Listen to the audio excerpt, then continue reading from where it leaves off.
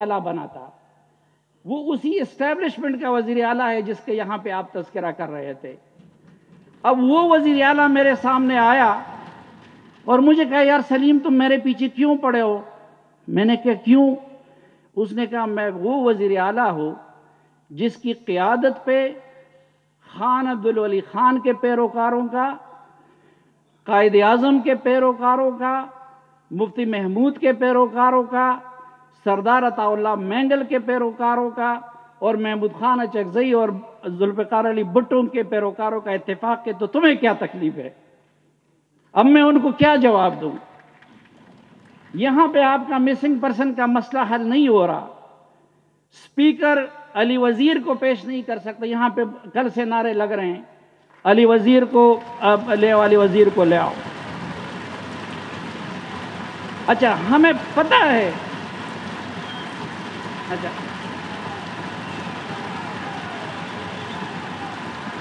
अली वजीर को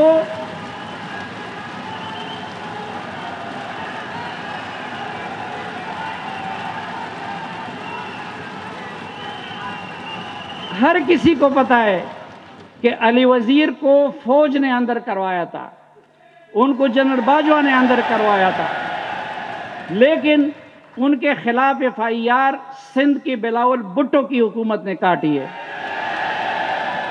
उनका पीपल्स पार्टी का स्पीकर बैठा हुआ है।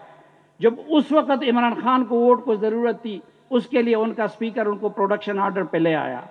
राजा परवेज अशरफ से हर इजलास से पहले हम मुतालबा करते हैं, वो उनको प्रोडक्शन ऑर्डर पे भी नहीं ला सकते। आप क्यों इस हुकूमत,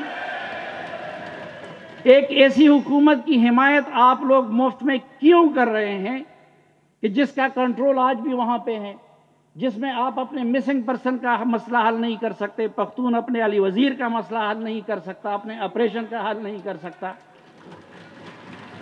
तो ये जरा मेरे ख्याल में सोचना चाहिए कि कहीं हम मुफ्त में तो और एक आखिरी बात मैं आपसे अर्ज करूं कि देखिए, ये सोशल मीडिया का दौर है और अब नई नस्ल को बादशाह खान से अजीम कोई नहीं है।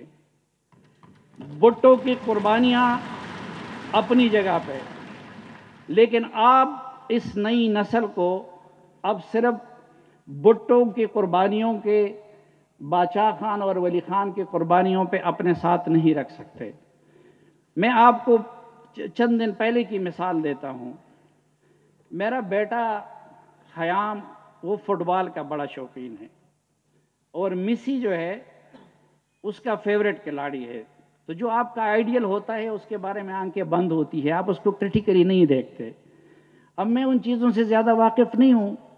मैंने वीडियो देखी जिसमें मिसी कहीं पेप्सी के बोतल को इस तरह फेंक के वो सीधा कर रहे, उसका निशाना वो उसके, मैंने उसको ट्वीट किया और उस पर तंज भी किया कि कहीं ऐसा ना हो कि अब भाई वहाँ के लोग इनको वजीर आज़म बना दे, हमारी तरह का वो वाला मामला ना कर दे। तो मेरा बेटा अब जो मिसी का फैन है, थोड़ी देर बाद वो भाग के आ गया, मुझे बाबा जानी कहते, मुझे कहते बाबा जानी ये मिसी का ओरिजिनल नहीं है, ये एड है। हालांकि वो उसका आइडियल है, उनको क्रिटिकल नजर से उसको देखना नहीं चाहिए। वो मुझे कहा कि देखिए उसका स्किल जो है वो पाँव का है, इसमें ज्यादा देखिए वो हाथों का स्किल इस्तेमाल करता है।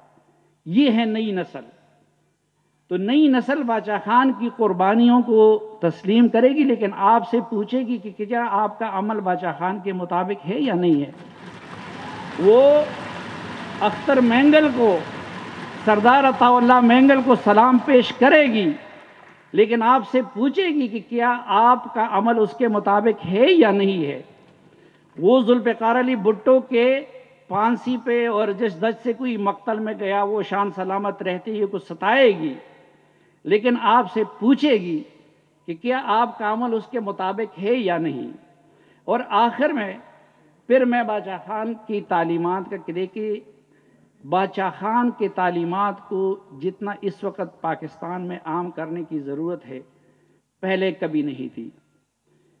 क्योंकि पिछले 5 सालों में एक हाइब्रिड रिजीम एक शक्ल में اور معافی چاہتا ہوں اب ایک دوسری شکل میں جو ملک میں مسلط کیا گیا ہے اس کی وجہ سے گالم گلوچ کا، فتوے کا، بدتمیزی کا اور پولرائزیشن کا ایک کلچر وہ سرایت کر گیا ہے۔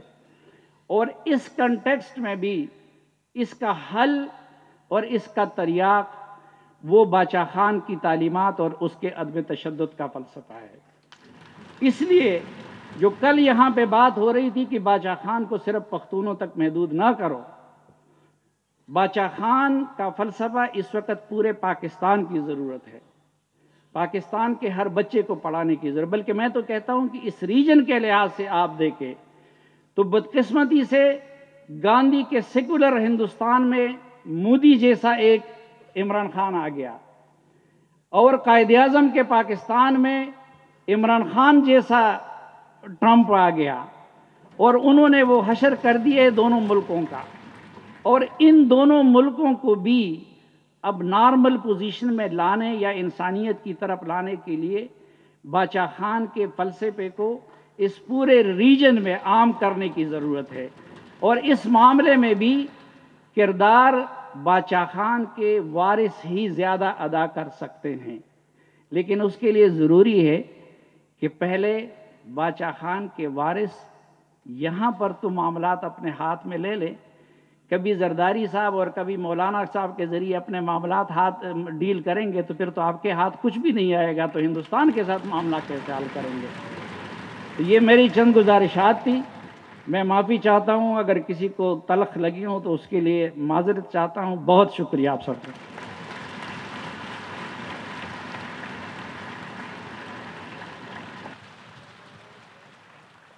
بہت بہت شکریہ سلیم صافی صاحب۔